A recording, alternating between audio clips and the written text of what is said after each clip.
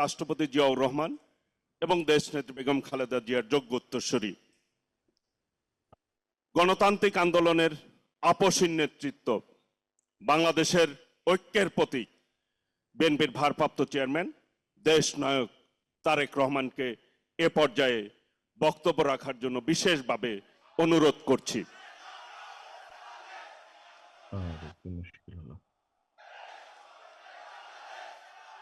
বসতে হবে, আস্তে আস্তে আস্তে আস্তে বন্ধ করুন। স্লোগান বন্ধ, সবাই বসেন বসেন বসেন।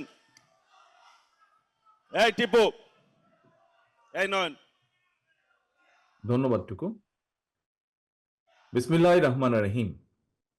বাংলাদেশের স্বাধীনতার ঘোষক শহীদ রাষ্ট্রপতি জিয়াউর রহমানের ৪৪তম শাহাদাত বার্ষিকী উপলক্ষে আয়োজিত আজকের এই আলোচনার সম্মানিত সভাপতি, বাংলাদেশ জাতীয়তাবাদী দলের সাধারণ সম্পাদক জনাব মির্জা ফখরুল ইসলাম আলমগীর, আজকের অনুষ্ঠানের সম্মানিত প্রধান অতিথি দেশনেত্রী বেগম খালেদা জিয়া, মঞ্চে উপবিষ্ট স্থায়ী কমিটির সম্মানিত সদস্যবৃন্দ, মঞ্চে উপস্থিত নেতৃবৃন্দ, শিক্ষক, বুদ্ধিজীবী সহ সম্মানিত আলোচকবৃন্দ এবং আমার সামনে উপস্থিত প্রিয় নেতা কর্মী এবং সম্মানিত উপস্থিতিবৃন্দ, আসসালামু আলাইকুম। আমরা আজ এমন একজন ব্যক্তিত্বের শাহাদাত বার্ষিকী উপলক্ষে আলোচনার সভায় উপস্থিত হয়েছি, যিনি বাংলাদেশের জন্ম ইতিহাসের একজন অনিবার্য, অনবদ্য, অপরিহার্য অন্যতম প্রধান চরিত্র। তিনি স্বাধীনতা, সাফল্য, সমৃদ্ধি এবং গণতন্ত্রের মহানায়ক শহীদ জিয়া। স্বাধীনতা এবং মুক্তিযুদ্ধের ময়দানে স্বাধীনতার ঘোষক জিয়া যেমন একজন অকুতোভয় অধিনায়ক ছিলেন, স্বাধীন বাংলাদেশে গণতন্ত্র প্রতিষ্ঠা এবং স্বনির্ভর বাংলাদেশ প্রতিষ্ঠায় সফলভাবে নেতৃত্ব দিয়েছেন শহীদ জিয়া। প্রিয় উপস্থিতিবৃন্দ, স্বাধীনতা, মুক্তিযুদ্ধ এবং মুক্তিযুদ্ধ পরবর্তী স্বাধীন বাংলাদেশের রাষ্ট্র, রাজনীতি এবং দেশ পরিচালনায় শহীদ জিয়ার অবিস্মরণীয় অবদানের অনেক বিষয় আজকের সম্মানিত আলোচক বৃন্দের আলোচনায় উঠে এসেছে। আমি চেষ্টা করব সেই বিষয়গুলো আমার বক্তব্যে আবার পুনরুল্লেখ না করতে। তবে সবার আলোচনায় একটি বিষয় কিন্তু প্রতীয়মান হয়েছে আজকের রাজনীতিতেও, অর্থাৎ আমাদের এই বর্তমান রাজনীতিতেও শহীদ জিয়া খুব সম্ভব সমানভাবেই প্রাসঙ্গিক। শহীদ জিয়ার রাজনীতি এবং রাষ্ট্র পরিচালনার নীতি এবং পদ্ধতি এখনো আমাদের জন্য অনুকরণীয়, অনুসরণীয়। সম্মানিত উপস্থিতি, আমার কাছে মনে হয়েছে স্বাধীনতার ঘোষককে জানতে হলে, বুঝতে হলে কারো সঙ্গে বোধহয় তুলনা করার বা তুলনা দেবার কোনই প্রয়োজন নেই। শহীদ জিয়া রহমান মানেই একটি স্বনির্ভর, আত্মমর্যাদাশীল এবং গণতান্ত্রিক একটি বাংলাদেশ। শহীদ জিয়া তার কর্মের মাধ্যমেই বেঁচে আছেন, বেঁচে থাকবেন গণতান্ত্রিকামী এই বাংলাদেশের মানুষের হৃদয়ে। তিনি জনগণের হৃদয়ে ভাস্কর হয়ে আছেন অর্জনে, গর্জনে নয়। স্বাধীনতার ঘোষক জিয়া ইতিহাসের পাতায় অবিনশ্বর। সম্মানিত নেতৃবৃন্দ, সংকটকালে কিভাবে সাহসের সঙ্গে ঘুরে দাঁড়াতে হয় 1971 সালের 26শে মার্চ কিংবা 1975 সালের 7ই নভেম্বর দেশ এবং জনগণের সামনে সেই দৃষ্টান্ত উপস্থাপন করেছেন স্বাধীনতার ঘোষক শহীদ জিয়া। 1971 সালের 26শে মার্চ শহীদ জিয়া হঠাৎ করেই কিন্তু স্বাধীনতার ঘোষণা দেননি।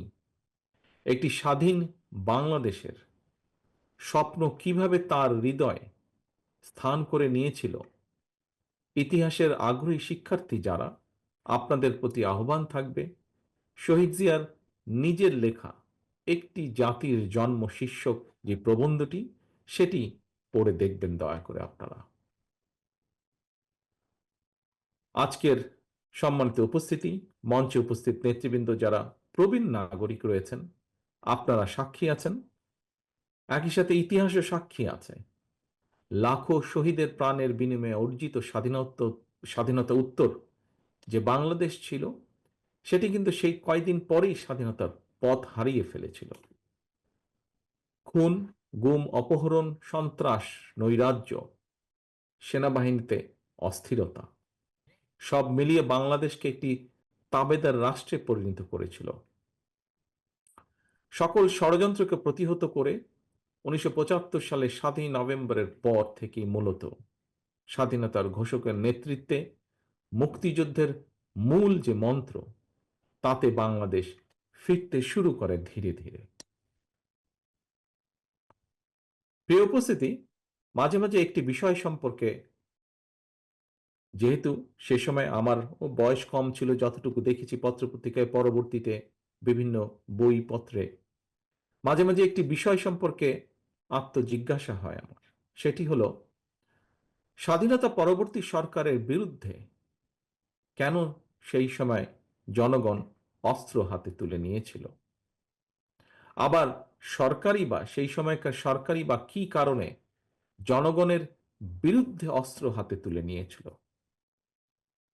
অথচ আমরা দেখি অপরদিকে শহীদ রাষ্ট্রপতি জিয়া রহমান যখন রাষ্ট্র পরিচালনায় আসেন, জনগণ শহীদ জিয়ার ডাকে স্বতঃস্ফূর্তভাবে দেশের উন্নয়নে অস্ত্র ছেড়ে কোদাল হাতে খাল খননে নেমে পড়েছিল। প্রিয় উপস্থিতিবৃন্দ, আমার কাছে মনে হয়েছে নেতৃত্ব, ব্যক্তিত্ব এবং রাষ্ট্র পরিচালনায় শহীদ জিয়া দলের নয়, বরং দেশের হয়ে উঠেছিলেন। রাষ্ট্র পরিচালনায় মুক্তিযুদ্ধের মূল মন্ত্র সাম্য, মানবিক মর্যাদা, সামাজিক সুবিচার রেখেছিলেন সমুন্নত। নিজের ইচ্ছা কিংবা মত জনগণের উপরে চাপিয়ে না দিয়ে তিনি বরং জনগণের কাছে গিয়ে জনগণের মতামত নিয়েছিলেন। দেশের জনগণের আকাঙ্ক্ষা বাস্তবায়নের জন্যই প্রায় প্রত্যেকটি কর্মসূচি তিনি গ্রহণ করেছিলেন। এ কারণে শহীদ জিয়ার নেওয়া খাল খনন, গণশিক্ষা কিংবা বৃক্ষরোপণের মতন প্রতিটি গণমুখী উদ্যোগকেই জনগণ তাদের নিজেদের কর্মসূচি হিসেবে গ্রহণ করেছিল। দেশের জনগণ স্বতঃস্ফূর্তভাবে শহীদ জিয়ার কর্মসূচিকে সফল করে তুলেছিল এবং সে কারণেই জনগণ গণতন্ত্রের সুফলও পেয়েছিল সেই সময়। সম্মানিত নেতৃবৃন্দ, সম্মানিত আলোচকবৃন্দ, প্রিয় উপস্থিতিবৃন্দ, সত্যিকার অর্থেই রাষ্ট্র এবং সরকার পরিচালনায় জনগণের স্বার্থ, জনগণের আকাঙ্ক্ষাকে প্রাধান্য দেওয়াই কিন্তু জরুরি। কারণ কোন সরকার কিংবা সরকার প্রধানের নিজেদের চিন্তা জনগণের উপরে চাপিয়ে দেওয়ার প্রবণতা থেকেই কিন্তু শাসন প্রশাসনে, মন মগজে স্বৈরাচারের বীজ রোপিত হয়। রাষ্ট্র এবং সরকারে যাতে স্বৈরাচারের কবলে না পড়ে, এ কারণেই রাষ্ট্রে জনগণের মালিকানা প্রতিষ্ঠা করা অত্যন্ত জরুরি। জনগণের ভোটে জনগণের কাছে জবাবদিহিমূলক সরকার প্রতিষ্ঠার মাধ্যমে একমাত্র রাষ্ট্র এবং সরকারকে জনগণের কাছে দায়বদ্ধ করা যায়। সম্মানিত সভাপতি, হাজারো শহীদের রক্তস্নাত বাংলাদেশে দীর্ঘ 1.5 দশকের ফ্যাসিবাদী শাসনের পতন হয়েছে। একটি অন্তর্বর্তীকালীন সরকার দেশ পরিচালনা করছে বর্তমানে। গণ অভ্যুত্থানের পর বিশেষ পরিস্থিতিতে দায়িত্ব নেওয়া এই সরকার হয়তো বৈধ, তবে এই সরকার কোনোভাবেই কিন্তু জবাবদিহিমূলক নয় এবং জনগণের কাছে এই সরকারের জবাবদিহি করার কোনো সুযোগও নেই।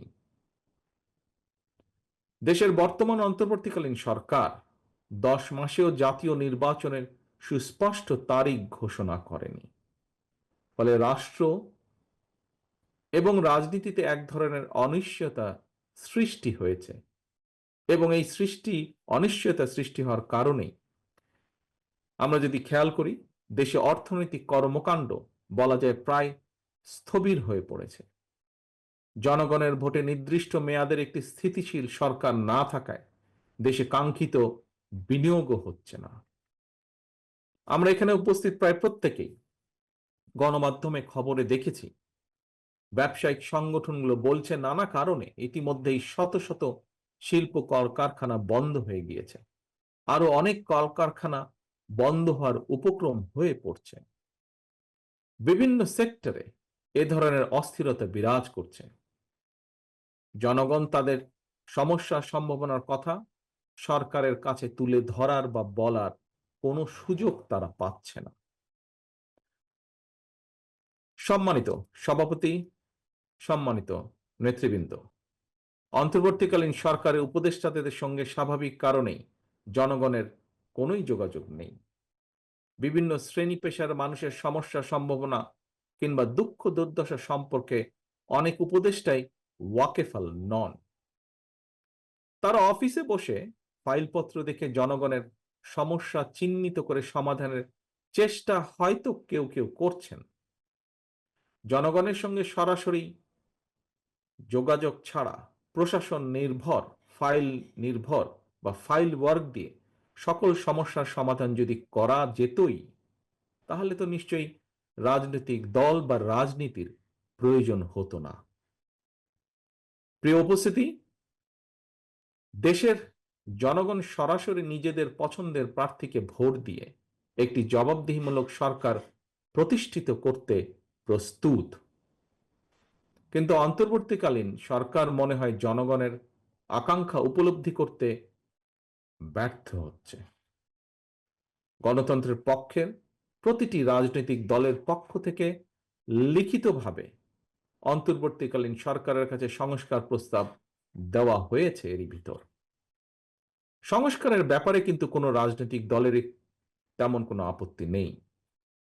তবে সংস্কার নিয়ে সরকারের অযথা সময় ক্ষেপণে আপত্তি অবশ্যই রয়েছে, শুধু রাজনৈতিক দলের নয়, রাজনৈতিক দলগুলোর বাইরেও পত্র পত্রিকার মাধ্যমে আমরা দেখেছি বিভিন্ন সংগঠনও এ ব্যাপারে তাদের আপত্তির কথা জানিয়েছে, এ ব্যাপারে তাদের কনসার্নের কথা জানিয়েছে।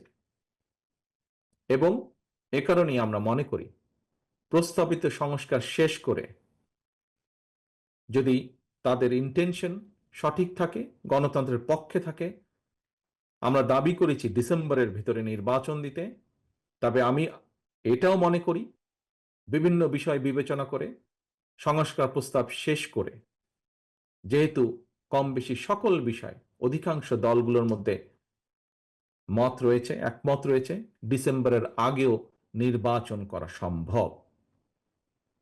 আমি অন্তর্বর্তীকালীন সরকারের কাছে আবারও আহ্বান জানাই, জনগণের আকাঙ্ক্ষাকে ধারণ করুন, অবিলম্বে ডিসেম্বরের মধ্যেই সুনির্দিষ্ট দিনক্ষণ দিয়ে জাতীয় নির্বাচনের তারিখ ঘোষণা করুন। এখানে অন্তর্বর্তীকালীন সরকারের জয় বা পরাজয়ের কোনো কিছুই নেই, বরং স্বাধীনতা প্রিয় জনগণকে একটি সুষ্ঠু নির্বাচন উপহার দিয়ে গণতন্ত্রকেই বিজয়ী করতে সাহায্য করুন। পরিশেষে আজকে এখানে উপস্থিত বিএনপির নেতা কর্মী সহ আপনারা যারা উপস্থিত আছেন, আপনাদেরকে এবং আপনাদের মাধ্যমে বিভিন্নভাবে বিএনপির সর্বস্তরের নেতৃত্বের প্রতি দৃষ্টি আকর্ষণ করে বলতে চাই, স্বাধীনতার ঘোষক শহীদ জিয়ার রাষ্ট্র চিন্তা থেকে প্রতিটি রাজনৈতিক নেতৃত্বের জন্য একটি বার্তা আছে। কি সেই বার্তা? বার্তাটি হলো, রাষ্ট্র পরিচালনায় সফল হতে হলে জনগণের আকাঙ্ক্ষাকে ধারণ করতে হবে, দেশ এবং জনগণের স্বার্থকেই সবার আগে বিবেচনায় আনতে হবে, বিবেচনা করতে হবে। সুতরাং স্বাধীনতার ঘোষকের আদর্শ বাস্তবায়ন করতে চাইলে শহীদ জিয়ার প্রতি সৈনিক, দেশনেত্রী খালেদা জিয়ার প্রতিটি কর্মীর প্রতি আমার আহ্বান, আপনারা জনগণের সঙ্গে থাকুন, জনগণকে অবশ্যই সঙ্গে রাখুন। প্রিয় দেশবাসী, বক্তব্য শেষে আমি একজন সন্তান হিসাবে শহীদ রাষ্ট্রপতি জিয়াউর রহমানের রুহের মাগফিরাত কামনা করছি। আপনাদের কাছে তার জন্য আল্লাহর দরবারে দোয়া কামনা করছি এবং এই দোয়া কামনা রুহের মাগফিরাত কামনার মাধ্যমে আমার বক্তব্য আমি শেষ করছি। আল্লাহ হাফেজ। বাংলাদেশ জিন্দাবাদ। বাংলাদেশ জাতীয়তাবাদী দল জিন্দাবাদ। শহীদ জিয়া অমর হোক। ধন্যবাদ মাননীয়